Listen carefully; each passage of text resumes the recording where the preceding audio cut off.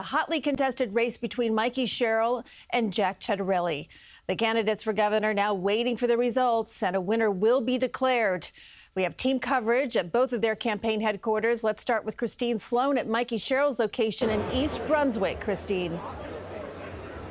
Well, Christine, supporters have packed Democrat Mikie Sherrill's headquarters here in East Brunswick. The who's of the Democratic Party. Just moments ago, we saw U.S. Senator Cory Booker. This is a nationally watched race, and it could be a test of President Donald Trump's policies. Congresswoman Sherrill, who voted in Montclair today, is a former Navy helicopter pilot and has been campaigning up and down the state, trying to keep her base and get those unaffiliated independent voters who traditionally determine elections in New Jersey. For many, this very tight race coming as a surprise in what is considered a blue state.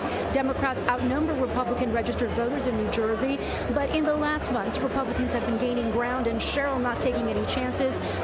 Since winning her primary, she promised to focus on affordability and taking on landlords who drive up prices and freezing utility rates. I'm going to work relentlessly to drive down costs for people. So I think as we are navigating what is going on in the nation right now with, as I said, constant attacks on our economy from the federal government and a need to make sure our state governments are running incredibly well to serve people and create opportunity, that's what I think people should look to New Jersey to lead on as I govern. And Sherrill has been campaigning even today. She even went on social media just several hours ago, urging voters to go to the polls. We'll see if all that hard work paid off. We're live in East Brunswick, New Jersey. Christine Sloan, CBS News, New York. Okay, Christine, thank you. Let's get to Alice Gaynor now. She is at Ciattarelli's campaign headquarters in Bridgewater. Alice.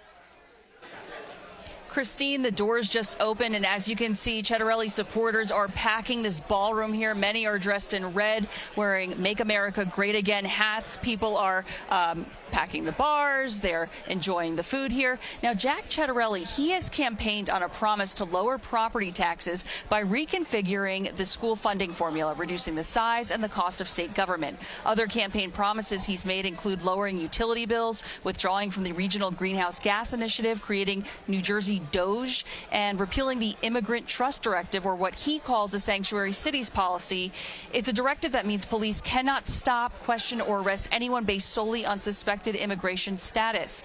And though in 2015, Ciattarelli said Trump was not fit to be president, things are different now. President Trump posted on social media that Ciattarelli got to know MAGA and is all in. As recently as this evening, the president urged people to go out and vote for him. Mr. Trump has not appeared in person to stump for him, rather hosting a tele-rally. The 63-year-old former state assemblyman is hoping the third time is the charm.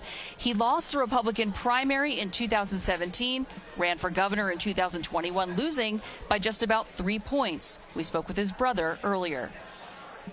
To wake up the next morning, it was a little bit of a heartbreak, but he got right back on the trail. He took about 3 weeks off, and then he got right back on the trail, and he's been going ever since. He's really earned this win.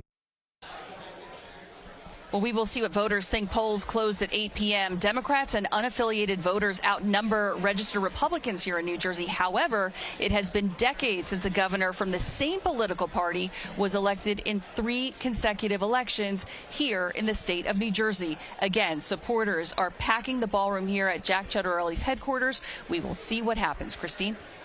All right, Alice, thank you. Well, you know, the polls were saying that the governor's race is tight. So to help us sort out what we can expect and what we can expect later this evening, hopefully, some predictions.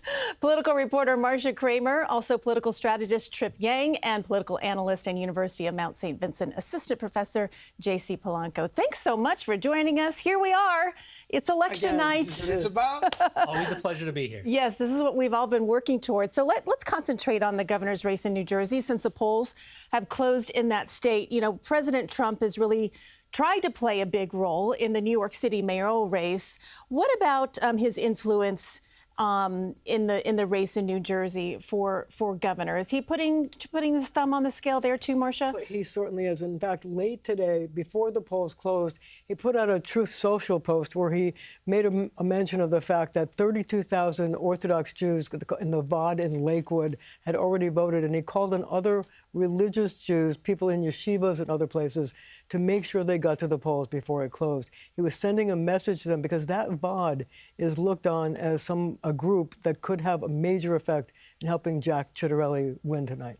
So, Tripp, you're a political strategist. Is that a good strategy?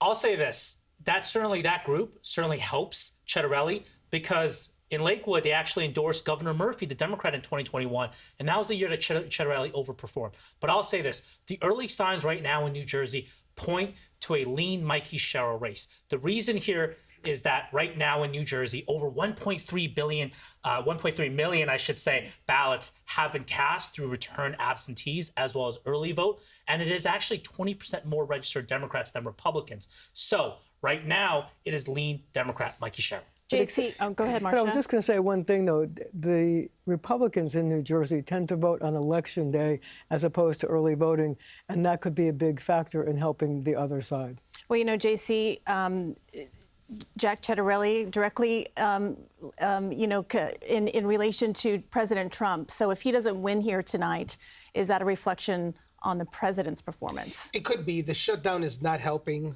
Jack Ciattarelli one bit. But we got to remember, there are a large group of independent voters in New Jersey. It's Democrat is the highest enrollment. Then you have a bunch of people that are not registered in any party, and then you have Republicans.